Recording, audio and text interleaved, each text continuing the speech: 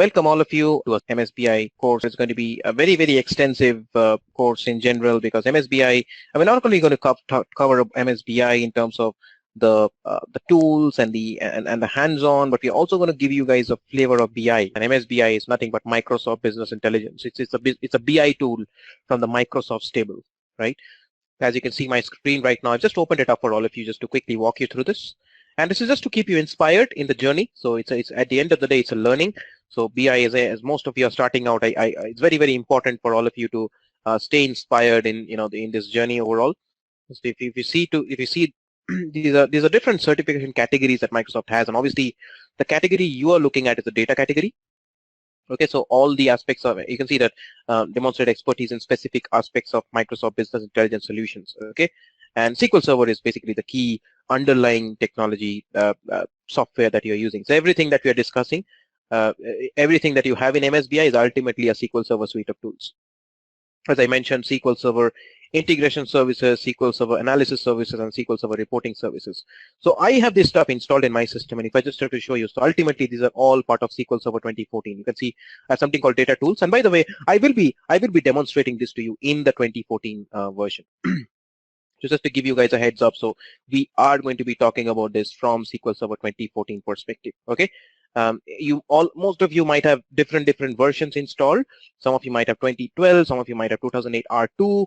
But then broadly, the concepts that we're going to talk about are going to be the same. Microsoft does ensure that there's a good amount of backward compatibility with the previous versions. So in case you're using, and obviously there's also forward compatibility. So in case you're using any of the other versions, so most of the concepts should be similar. Unless you're using 2005, so I would recommend that at least you should be up on 2008 R2. If you're at least on 2008 R2, you will find almost all of the things that we discovered to be similar, barring a very, very few features here and there. But then 2005 is going to be different, by the way. Okay, so if you're starting off in 2008, be it 2012, be it on 2014, or even if you're 2016 for that matter, you will still find most of the things to be very, very similar to what we're discussing here. 2016, one major difference in Microsoft's suite of tools is going to be that the reporting services aspect is very, very different. So SSRS is completely different, but otherwise, even in 2016, your SSIS and SSAS, as I mentioned, even reporting service SSRS, the fundamental concepts remain the same. So in short, to summarize, it is very, very version agnostic. So I'm not going to go back and stress that you have to have 2014 up on your system for you to be able to take this course. Absolutely not. Feel free. We're gonna be very generic in our discussion. Obviously, I'm gonna be demoing a lot of this stuff in 2014, but then you can still pick up the concepts if you have other versions available. Okay, so this is the data track, and you can see the different certification levels. So MTA is the standard level certification that you have. MCSE is the next level, and you can just see the brief description. In case the first time you're viewing this page, you can just give a brief idea about what this is. This fundamental level certification. This is the solution associate level certification. This is the expert level certification. And you can see these are all the exams that are required. So this is the final certification badge that you will get. Okay, and if you click on exams, this will actually take you through all the exams that you have to take. So one is obviously for you to become an MCSE, you have to take two exams. One is the 70767, and the other is 70768. So one is implementing data warehouse, and the other is developing SQL models. Okay. Similarly, you can browse through other categories also. I just wanted to give you a rundown of how to go through this site. So I feel it's important that you understand how to browse to the certification site. And obviously, the expert level certification, data management and analytics. You can just go to explore and look at the exams that are required for you to take it. Click on exams. You can see that these are all the exams that are required for you to achieve the expert level certification. So there's 7 exams that you have to take in total. Okay, there are instances that you might be wondering that these are all 2016 certifications, but there are ways through which if you are 2014 certified, Microsoft does make available. As you can see, this is 2014. Microsoft does have means through which you can upgrade your certification. Okay, and very recently they've also introduced the data science certification. It's a very, very recent development. It was not there before, but given the huge craze towards data science, this is a very recent phenomenon. They've actually introduced this as well. Okay, but for our intents and purposes, MSBI particularly, it is also rich in SQL Server concepts. So for our intents and purposes, if you're primarily concerned with the MCSE SQL 2016 BI development, this is one thing you can consider.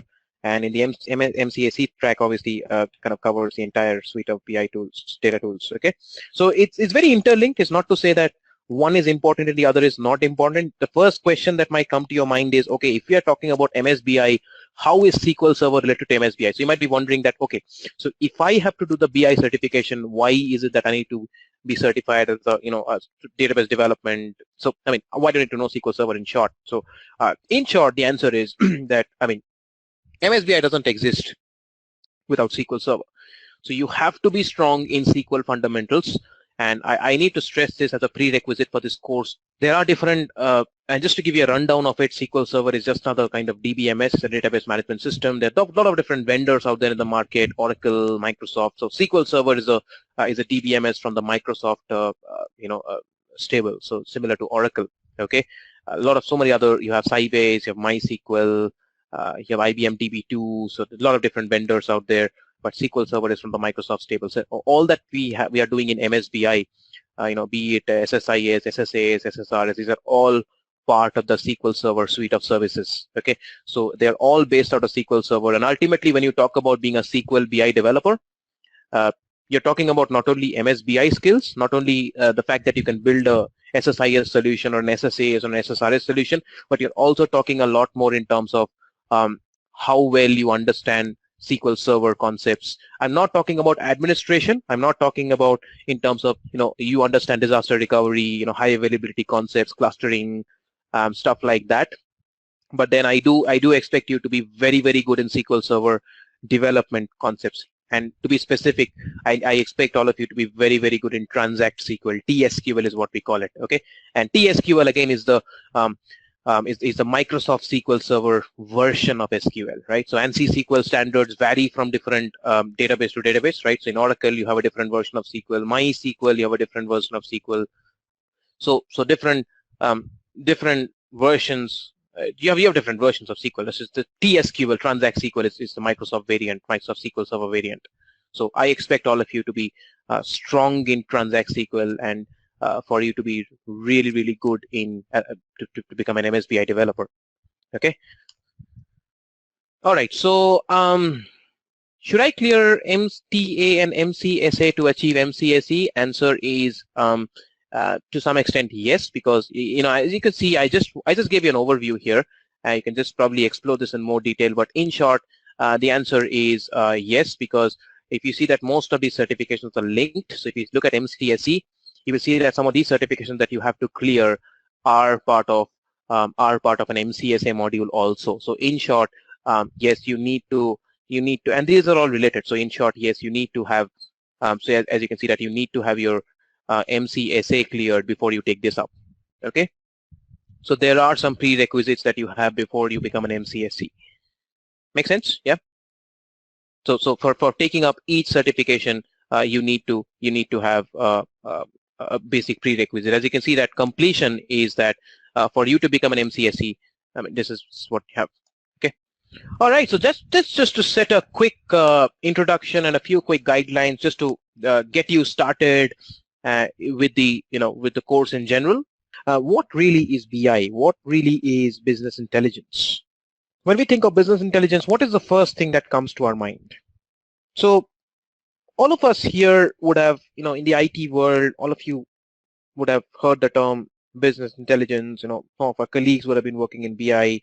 If you're completely new to BI, you will have some peers who are working in BI, or you have worked in BI. And in case if you come across a complete stranger, and if you tell that person I'm in IT and I work in a branch called BI, business intelligence, the first question that comes to the mind is, okay, but what has BI got anything to do with technology?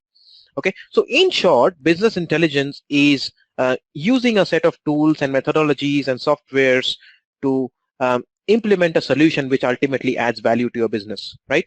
So if you just try to separate those two terms, business and intelligence, what it means is you are adding intelligence to the business.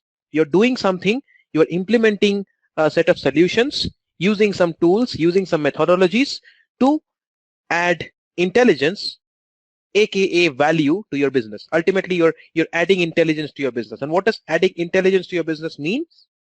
Adding intelligence to your business translates into enabling your business and enabling your business leaders to make better decisions. Now that business could be your own company, that business could be your clients, that could be your customers.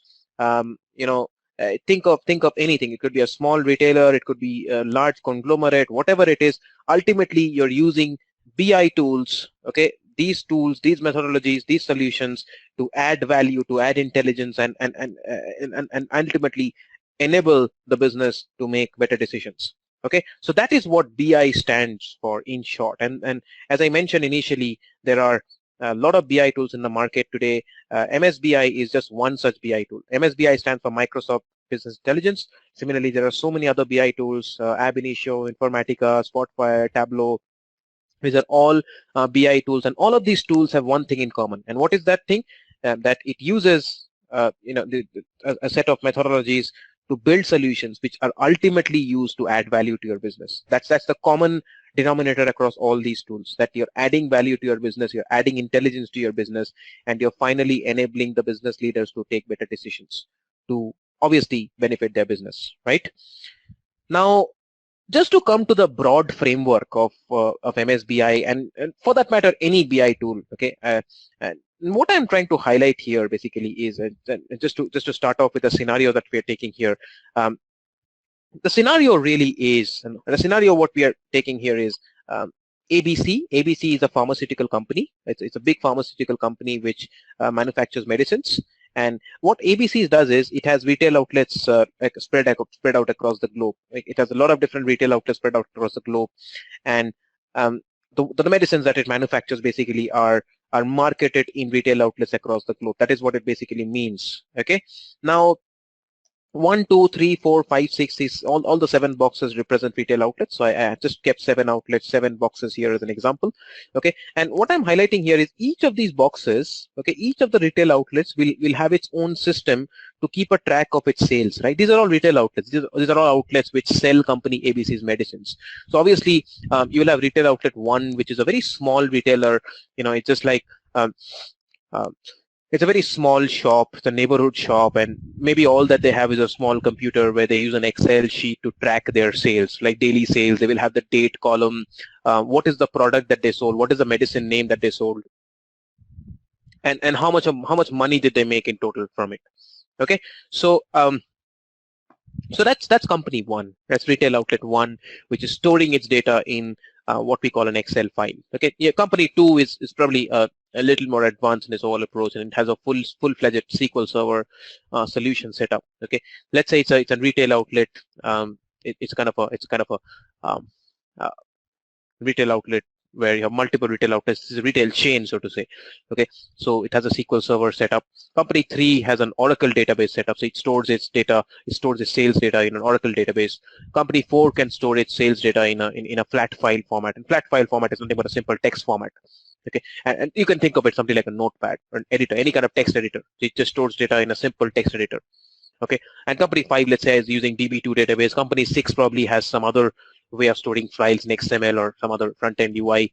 Okay, so in short, what I'm trying to get at here is all these retail outlets may have their own different ways of storing this data, right? So you go to a shop, you buy some medicine, and let's say you buy some medicine from company 1, retail outlet 1, and then retail outlet 1 will store that data in an Excel file. So it will be like, okay, on this day, this customer brought this medicine and the total sales I made was this. So all these retail outlets will have different means of capturing their sales data, right? Now, what is the significance of this? Why have we been discussing this? Because the reason why we're discussing this is because company ABC is obviously the manufacturer, right? So company ABC will manufacture its medicines, and it will basically ship its medicines across, distribute its medicines across to other retailers. Okay, obviously there'll be other distribution channels in between, but ultimately the end objective from company ABC's point of view is to understand how well it is doing in terms of sales. How are customers buying their medicines, right? I'm just taking an example of a medicine. ABC could be anything. ABC could be a retail chain, has its own products. So it could be anything. It could be an electronics company. It could be something like an Apple, where Apple is selling its iPods, stuff like that, and iPhones, and you're keeping a track of how people are reacting to those iPhones from the retail outlets. Okay, so ultimately what we are driving home here is these are all individual data sources that you have. These are all individual data sources that you have across all these retail outlets, and ultimately for company ABC to get the full picture of how it is doing in terms of sales across the whole country or across the whole world globally, it has to collect data from all these retail outlets. Okay, it needs to collect data from company 1, company 2, company 3, 4, 5, 6 across all these retail outlets, and finally get a big picture overview of where it stands in terms of total sales. Okay, so that's what we are trying to drive home here. So and to do that, it has to, you can see that it has to collate data from the Excel files. It has to get all these Excel files back. It has to get all this SQL Server data to be migrated back, Oracle data to be migrated back, flat file data to be sent back, DB2 data to be sent. Obviously, it won't be like physically people will go and ship data back, but then there's going to be like separate setups available through which it has to consolidate the data. So in short, the word that we're using is consolidation. Integration is the word that we're using. So you have data available in different formats, and for you to make any sense of this data, and for you to basically integrate this data, you have to bring it in one common format, right? You cannot do analysis from the company ABC's point of view. If you think about it, it cannot perform a holistic analysis if some of its data is living in SQL Server, some of its data is living in Oracle, some of its data is living in DB2, some of it is in Excel. It cannot perform a holistic analytics on that data, right? So for it to perform any meaningful analytics on its data is very important. It's extremely important for that data to be in one common singular format. Okay, and that singular format, it could be anything. I mean, that singular format, which we call the destination, okay, that is in company ABC servers, that singular format that it brings this data into, that could be in Excel, that could be a SQL Server, that could be an Oracle, that could be anything. Okay, but the idea is convert all these different formats into one singular destination format, so that the holistic analytics becomes much simpler, and you don't need to have skill sets. You don't need to have people who know all technologies for them to do any kind of analytics. First, you can just think about it as an analogy, and if I just explain this, what I mean to say is, for you to analyze Oracle data, you need to have people who understand how to write Oracle queries, right? For you to analyze SQL Server data, you need to have people who understand how to write these SQL queries. Right? For you to analyze Excel data, it could be a Power Pivot model or whatever they've built, you need to have people who are at least familiar with DAX queries, stuff like that. Okay, so you need people with different skill sets. That's a broad idea. So that's an investment. That's a cost from the company's point of view. You have to still maintain different systems. That's not feasible, right? So which is the whole reason why we are trying to have one single denominator here. So you're trying to convert all these different disparate sources, and we call them disparate heterogeneous sources from a very BI terminology point of view, and you're trying to integrate all of that into one common destination, which is, in our examples, we're going to take it to be a SQL Server. So we're going to say, for company ABC, that destination is a SQL Server database. Okay, so now company ABC has information for all the retailers, and now it becomes so much simpler to next time when company ABC's management meet is happening, the annual meet is happening, and they need to understand how they have performed over the past 1 year. In the northern region, what all customers across what all categories, across what all genders were buying their products, how much of sales were made by males, how much of sales by females, by northern region. All these kind of analytics can be made once it has the entire data available in its servers, right? So that's the first concept I wanted to drive home, that you have disparate sources, you have a large variety of sources in different formats, heterogeneous sources. Bring all of them together, integrate them, and convert them to one single format. Okay, that's the fundamental rule of analytics. You have to bring them into one single format, and this is a process that we call ETL. Okay, this is what we call ETL. So what does the E stand for? E stands for the extract, where you're extracting data from the source. The T stands for the transformation, where you're performing some kind of transformation on your data. And finally, the L stands for the loading, where you're loading the data into that common destination that we were mentioning here, which is in our case, we're taking the example of a SQL Server. So I'll just repeat again. That's the term that we use, ETL. Very important concept. One of the fundamental BI concepts that you have. You're extracting data from your source. Here, our source it basically points out to those 7 retail outlets. That's my source. You're extracting data from each of those 7 retail outlets. You're doing some transformations on your data. Okay, it could be some kind of basic data cleansing. I'll talk a little bit about transformations in a while, but you can just think of an example. Like it could be something as simple as, let's say, your +91 mobile numbers if you're from India, or some kind of country code that you have 0 country code. So different country codes, you prefix your mobile numbers by that country code. But then when you're loading the data, you want to cleanse that. So you want to make sure that when you want to transform your data, you want to convert your phone numbers, and you want to remove those country codes from your phone numbers. Okay, that is an example of a transformation. Okay, in short, it is just cleansing your data. Okay, it is just cleaning your data. It's just making your data proper for storage in a database. You're just standardizing your data and just formatting your data. That's what it means in short. Okay, so you're extracting your data from the source, you're performing some kind of transformations on that data, and finally you're loading the data. The L stands for the load. You're finally loading the data into company ABC's destination, that common destination, which in our case is the SQL Server. Okay, company ABC SQL Server. So that's the ETL process. So whatever happens in between here, whatever happens here is part of the ETL process. Extraction, transformation, and load. And that's basically what we are describing here also. And if you can see that I've kind of just put ETL here, so it's just again taking data from the different sources, and this is the part where you're doing the ETL, right? And to perform ETL, the tool that we use in the context of MSBI is what we call SQL Server Integration Services. That is what we call SSIS. Okay. So we use SSIS to perform ETL operations. And as you can see that I'm extracting data, I'm doing the transformations here, and finally I'm loading the data into company ABC's SQL Server database. Right? Make sense? Now, one thing you have to understand here is the fact that this SSIS is the tool that you're using. How do you do ETL? The first question that might come to your mind is, how do I perform ETL? The way you perform ETL is using SSIS. And similarly, similar to SSIS, there are other ETL tools also. Okay, as I mentioned, Ab Initio, Informatica. So this can be any tool. Ultimately, it's a tool that you're using to perform this operation, right? Yeah. The concept is ETL. ETL is what you're doing, but how do you do that ETL? How do you perform that ETL? How do you do those mappings? How do you do that data transformation? How do you extract and convert to SQL Server destination? You use SSIS, SQL Server Integration Services, for that. Okay. Now, the next phase of the puzzle really is what happens after you have loaded that data into the destination. Okay, what happens after you have loaded the data into company ABC SQL Server database? So up to this point, we are clear, right? Up to this point, we are clear that, okay, so now ABC has all its data in its own SQL servers. Now the analytics becomes so much simpler, right? Because now any kind of question that company ABC might have about its sales over the last 1 year across different regions, across different gender categories, different product categories, brackets, income brackets, all that information is now with company ABC. Okay, and it becomes so much easier to perform that analytics, right? So next time when the management, so please understand, but still the data is still residing in SQL Server, right?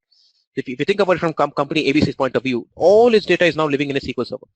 So next time a company ABC's management wants to ask the question, okay, what was the trend of my sales over the past 5 years? So that data is in a SQL Server, but what do you do? I mean, you're in a management meeting, and what do you do? Do you open up the database and you query the database? Will you do that? Will you write a SQL query there? Obviously no, right? Obviously no, you will not write a SQL query. So what you have to do in that case is you need to have a reporting solution built, right? You need to have a reporting solution built which will automatically generate reports on the fly for you. Okay, and how do you build a reporting solution? And this is where we introduce the concept of SSRS, SQL Server Reporting Services. Okay, so SQL Server Reporting Services is the reporting engine through which you generate reports in MSBI. I would not really call dashboards. So people do use certain dashboards, but let's just say reports and dashboards in MSBI. All right. So that is what we call SQL Server Reporting Services. Because although you have performed the ETL, although you have you've been able to store your data in the data warehouse, but then it's not really in the best of formats, right? It's not really in the best of formats for you to represent the data to top management. So you won't tell your managers that, okay, you know what, the data is in a SQL Server database, so if you want some information, go back and write a query. So you won't say that. So for us to represent the data effectively, you have got to develop reports on top of that data, so that next time when someone you in for a meeting or anything like that, you can simply open up that report and you can just visualize that data. Okay, so similar to SSRS, there are a lot of other reporting tools available. Just give an example of SSRS. It's the same way that I said for ETL, you can use SSIS, Informatica, Ab Initio, okay, Data Stage. There's so many ETL tools out there in the market. And similarly, for reporting solutions, SSRS, SQL Server Reporting Services, is from the MSBI suite. Similarly, you have Excel. Excel is also a very, very powerful reporting tool. So what I'm trying to drive home is that Excel can also be used to perform basic ETL. You can use Excel to perform basic ETL operations also. Obviously, we all understand Excel can be used to generate reports, but you can also use Excel to perform ETL operations. So how do you do that? So that's where the get and transform data comes in. You can actually extract data from here. You can perform transformations. You can perform complex transformations. You can power pivot. You can do a lot of cool stuff using power pivots. You can generate relationships and all that kind of stuff. Cool stuff using Excel. All right. So coming back to our example, you can connect to the server. You can actually select your database. It's very easy to connect to a SQL Server database using Excel. And just to again bring up the model here for you, just to quickly show you one simple example of an Excel report. So I have a table imported. So what I'm basically showing you here is an example data warehouse called AdventureWorks DW. So I'm going to share this link also with all of you, how to install this particular data warehouse. So this is the Microsoft supplied default data warehouse that you guys can all use for your learning purposes, for your L&D purposes. Okay, so I'm going to quickly bring that up for you. As you can see, I'm opening up my SQL Server 2014 here. The database engine, obviously the server type comes up, so connecting my database engine. My server name is dot. Dot stands for local host. That's my local system. Okay. Instead of dot, you can also use local host. I can use SQL Server or Windows authentication, and finally you have the username and password specified. Okay. So that's it. I've connected. And what you can see in my SQL Server, so this is basically I've connected to the default instance of SQL Server, and you can see that in databases I have a particular database called AdventureWorks DW 2014. Okay, so this is a Microsoft supplied data warehouse. Okay, we haven't talked about data warehouse yet, so don't get confused about what is a data warehouse right now. So just think of it as a database. You can see that it's still listed out in the databases section. Okay, you can still see that it is nothing but a database. So don't confuse between what is a data warehouse and what is a database at this time. For now, just think of it as a database. It is something that contains data. Okay, you have a set of tables, and each table is nothing but a collection of rows and columns, right? So that's what a database is. It's tables, schemas, views, primary keys, foreign keys, and all that you understand from an RDBMS point of view. That's all that a data warehouse is. Few differences in terms of modeling.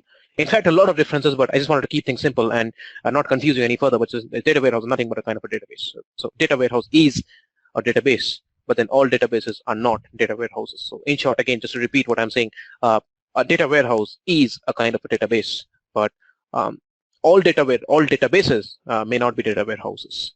So that's why you can see data warehouse is also it's listed under database. How you can get this thing installed, how you can get DW 2014 in your system. So you can go to the CodePlex link. Microsoft has a CodePlex link available, and obviously this is not the only data warehouse you have. You have a few others to practice on. You have something called Importers DB, which Microsoft recently released. You also have Northwind. Northwind is also a very popular database and data warehouse, so you can use that as well. This is the AdventureWorks. This is where you get to find all your data warehouses. You just click on this AdventureWorks databases 2000, 2008 R2, 2014, and this is where you have 2014. So it is the new importers thing that Microsoft released, wide world importers, very recent thing that and obviously you have Northwind also here. Go to downloads for more information. For our intents and purposes, we can actually click on AdventureWorks databases 2014, and this is where you will get to see the code for AdventureWorks 2014. You can download this and you can get this up and running in your system. Okay. So there are two ways you can do it. Provided you have SQL Server installed, you can either do it through a script. So as you can see, this is the script. Script is nothing but a .SQL file. And what am I trying to say here? So whenever you write a query in SQL Server, it is generated as a .SQL file. So all queries are saved as a .SQL. You can see that right now I'm trying to write a query. It could be something as simple as select star from dim product. It could be something as simple as this. But then you want to save this stuff, right? You want to save this stuff. As you can see, whenever you type in SQL Server, IntelliSense is enabled. So whenever I try to select something, obviously I get a drop-down interface through which I can click on tab, that's selected, and I can select from dim product. Okay, if you want to select any particular columns, you might want to come here, English product name, and again, IntelliSense works. Let's say you want to select color, and you can see again, these are all the functions that will come up. So IntelliSense are very, very neat features. Click on COL and color will automatically come up. You can see that it's a field. It's a field in a table, hence it will come up in a different icon. Click on it, and as it selects from menu, you can click F5 to execute, or you can also select that particular instance and click on execute here. There's two different ways of executing the same stuff. I think this is where IntelliSense option is enabled in SQL Server Management Studio. And what we are basically using here, in case you're confused what we are even doing here, we are using something called SSMS. In short, it's called SSMS, SQL Server Management Studio, to interact with your underlying SQL Server database. Okay, so that's your client tool. That's your front end GUI, graphical user interface that you're using to interact with your backend SQL Server database that you have. So all the tables, whatever you have here, that's what you're interacting. And we have a misconception. So you might all, and not getting too much into the SQL Server concepts right now. Obviously, I'll be happy to have a separate discussion with all of you, probably later on as a separate course where we can talk more about SQL Server. But then, just to quickly walk you through this, ultimately what you have in SQL Server and its databases, if you look at it, go to properties. So databases are nothing but a set of files. Okay, so just to go to the file section, you will see that there is nothing but a set of files, and one of the files is what we call the MDF and the LDF files. So all databases, all tables, so they're not really tables. They don't exist as tables. If you look at your computer system, how they're actually, how they're actually stored. So they're not really stored as tables. There's nothing called tables in looking from a computer hard perspective, right? So logically, it is grouped as tables. Logically, when you look at it, it is logically organized into tables, but then physically, they're nothing but files, right? They're nothing but files. So they are files which are stored in your hard disk. And if you just want to look at the path, you can right click, go to the properties of the database, and scroll right down to the right, and you can see that this is the file name that you have. So it's stored as an MDF file and an LDF file. That's how all databases are stored as. So MDF stands for the master data file, LDF stands for the log data file. And where do you find this? Usually you will find this in the C drive. You can actually navigate to the C drive. And when you go there, you should be able to find your SQL Server folder, and inside that, you should be able to find the MS SQL Server.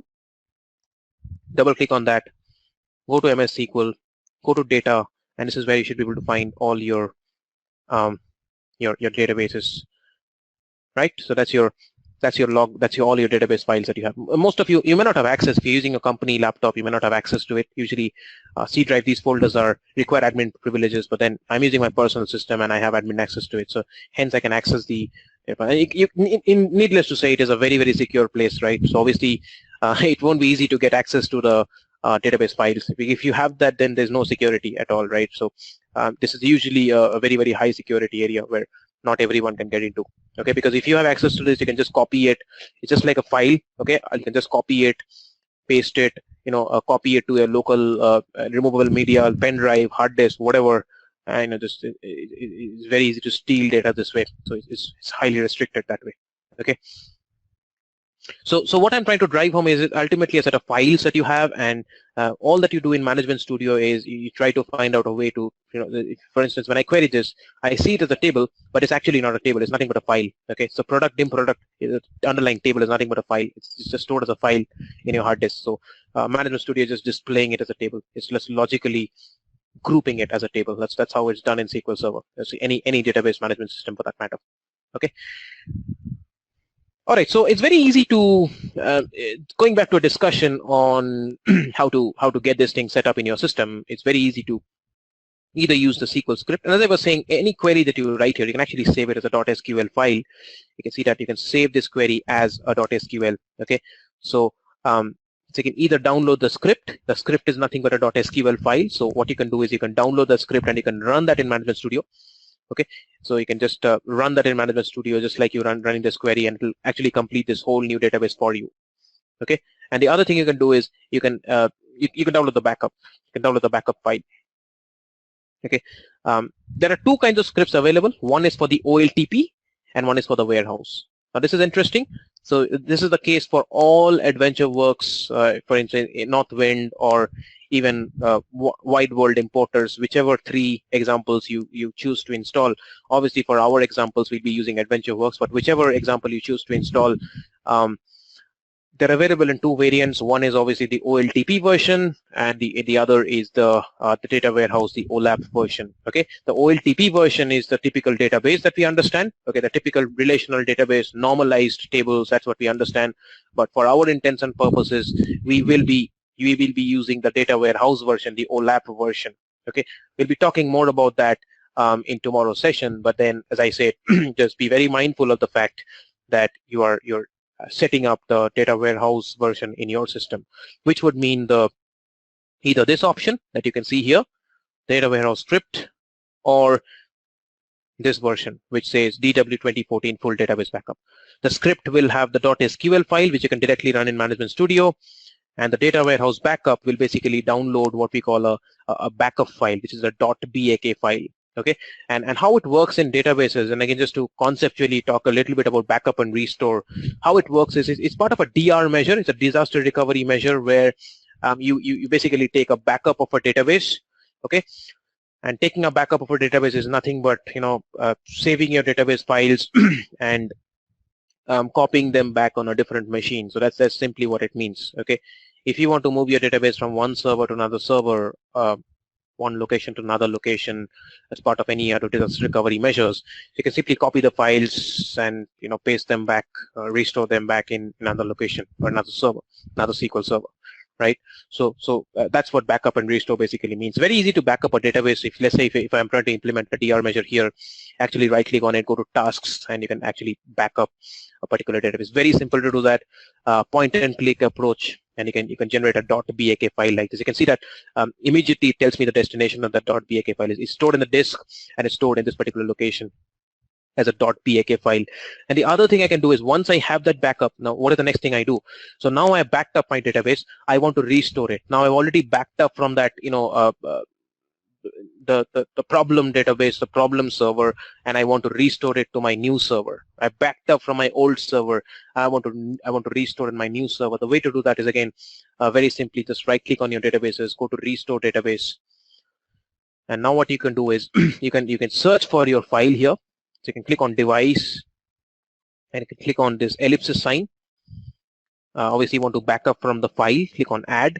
And now this is where you have to choose from which backup file you want to restore. So remember, in our example here, I had downloaded my .bak file. So remember that when you download this file, it will by default go to your downloads folder. Okay. But when you go by this option, by default, it will always, so in short, when you click on this ellipsis sign, when you click on add, by default, it will always open up in this particular place. Okay, so this is the place where it will open up. You can see the backup folder, and if you just have to navigate through the options here, the backup folder is nothing but this place. This is where we're looking at right now. Okay, so you have to ensure that you're basically copying your files from your downloads folder onto your backup folder. It's not necessary. You can store it anywhere. You can just navigate through the file system. But again, it's a little difficult. It's not exactly your typical Explorer. You can see your desktop and other things are missing. It's not pretty simple and straightforward to navigate here. So it's easier. It's much easier to just go back and set it in the default location than than just break your head around where to go and stuff like that. Okay, but otherwise. I can see it's not the typical Explorer options that you get. It's basically opening up in C drives. If you understand your C drive, how to navigate, how to go to other folders from a C drive, it's good. But then you don't really have the usual folder structure of desktop, documents, stuff like that, right? So this is the default location where it's going to fetch it from. So you can just click on it. You can click on OK, and click on OK, and that's how you can restore. It's very simple overall. Okay, so you can see this is how you can restore. I'm not really going to click OK right now, but once you click on OK, this is how it's going to do. It's very simple, point and click.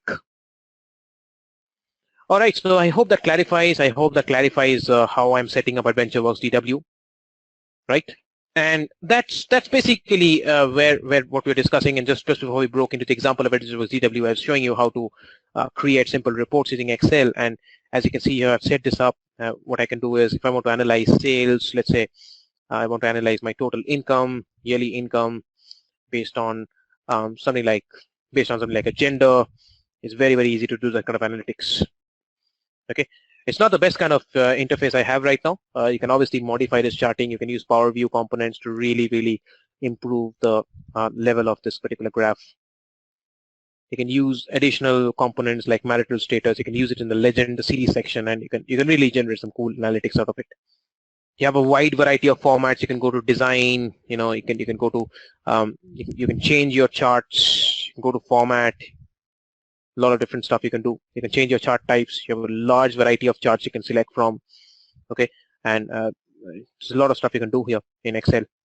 All right, so moving on and just coming back to our diagram here. So far we have discussed about the concept where you're storing this data in a data warehouse, in a SQL Server data warehouse.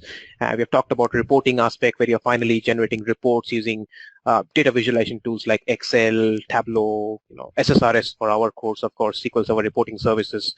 And the final component, the final piece of the puzzle is SSAS, the SQL Server Analysis Services. And you use SSAS to basically build what we call a cube. Okay, and the way I would like to explain this is, let's say you want to run a query. Let's say think about it. And again, one of the things I told you initially is that I want you guys to have some basic knowledge on SQL Server. You don't need to be experts, but at least you need to understand how to write basic SQL queries. So just got to come back to SQL Server Management Studio again. You got to write a simple query here. You have to do some kind of analytics. Let's say you can go to Management Studio, right click on it. You can design query in editor. If you feel you're not very comfortable in writing queries, you can always use a SQL query editor. And I'm going to take my two tables, internet sales, and let's say I'm going to use my dim product. Click on add, and I'm going to select my sales amount here. I'm going to select my color here, and what I'm going to do here is I'm going to group by color. I'm going to calculate the sum of sales, and obviously I'm going to display the color. So click on OK. That's your query. It's a very simple group by query, and what I'm essentially doing is I'm grouping my I'm generating the total of sales and I'm grouping it by color.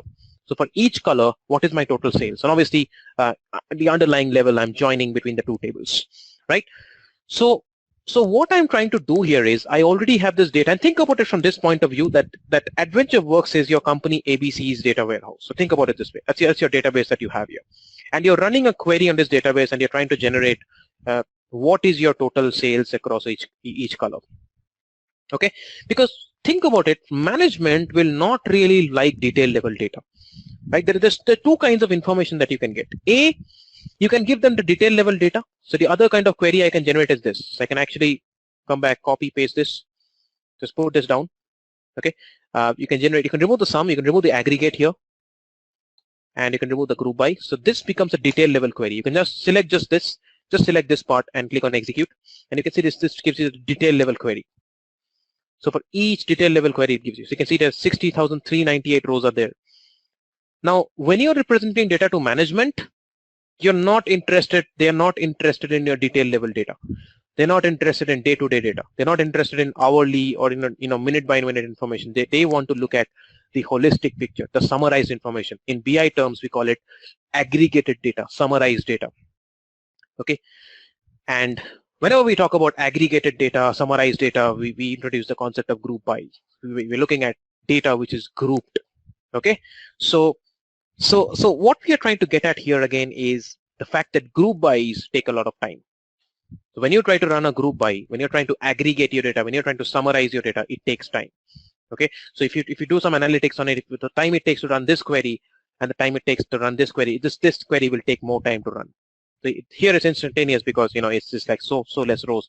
60,000 rows is very less from a SQL Server standpoint, but in short, it takes time to run this query. Group bys take time, and almost always, if you go back to this figure again, almost always when you're generating these reports, and if you go back to the Excel example that I took here, so you can actually look at this report. You can insert a chart here. Just want to insert a pivot chart here. Let's say insert a bar chart here. So what you're doing here ultimately is you're grouping, right? You can still see you're grouping. You're grouping by gender. You're grouping by marital status. So ultimately you're doing grouping. You're not displaying detail level data. So whenever you display data in bar charts, line charts, whatever charts you take, almost always, 99% of the time you're displaying aggregated data. So think about it at the underlying level. It is still doing a group by. Think about how Excel is representing this data. Excel is not Excel is not performing any kind of magical calculations. Excel has to at the underlying level, Excel is still querying the data, right? How is Excel getting this data? Ultimately, this data is still coming from the database, right? So Excel is still running that group by query on the database. That is how Excel is getting the data, and all it's doing in the bar chart is displaying that information out. So the charting part, the visualization is just displaying that information, but it's still querying that data using a group by, and that takes time. Okay, so when you think about management, when you think about representing the data to management in terms of chart suite, Excel, SSRS, whatever tool you use, you are almost always displaying aggregated data, and aggregates take time to generate, which is where the concept of SSAS comes in. So SQL Server Analysis Services generates what we call a cube. This is called an OLAP Cube. Okay, OLAP stands for Online Analytical Processing. It is basically a counterpart to Online Transactional Processing, which is OLTP. I'll talk more about that tomorrow when I discuss concepts of databases and data warehouses. But we generate what we call an OLAP Cube using this SSAS. And in an OLAP Cube, what we do is we store these aggregates. We pre-calculate these aggregates, and we store these aggregates in the cube. So, for instance, something like this that we did here, we wrote a query from which we calculated what are the total sales for each color, what are the total sales for each color. So what we will do is we'll calculate these values, we calculate these totals, and we store them in the cube in predefined sections of the cube. So the next time we're generating an Excel report, for instance, we're generating an Excel report to find out what are the total sales across, what is the total income across this particular gender for this particular marital status. So it turns out you don't have to calculate this. You don't have to calculate. This is already stored here in the cube, and all you're doing is just extracting this data from here. So you save a lot of time. So in short, just to repeat again, aggregators are pre-calculated and cached in the cube. They're already stored in that cube. Okay, so that's the basic and the broad concept of using a cube. And once you have a cube, again you can connect to a cube using reports, right? So the same way that you can directly connect to a database using reporting services and Excel and other reporting tools, the same way when you have a cube available, you can directly connect to a cube using Excel, SSRS, and other reporting tools. Okay, it's the same concept that you have here as well. All right, and finally, all this information goes to the end users. So the real thing is, so SSAS is a very optional component. As you can see, the reports can be generated using the database as well, but then the cube is the optional component. From a very performance standpoint, if you want better performance, you want your reports to load faster, we usually implement a cube solution on top of the MSBI ETL and reporting solution we're already building. Thank you all. Bye-bye.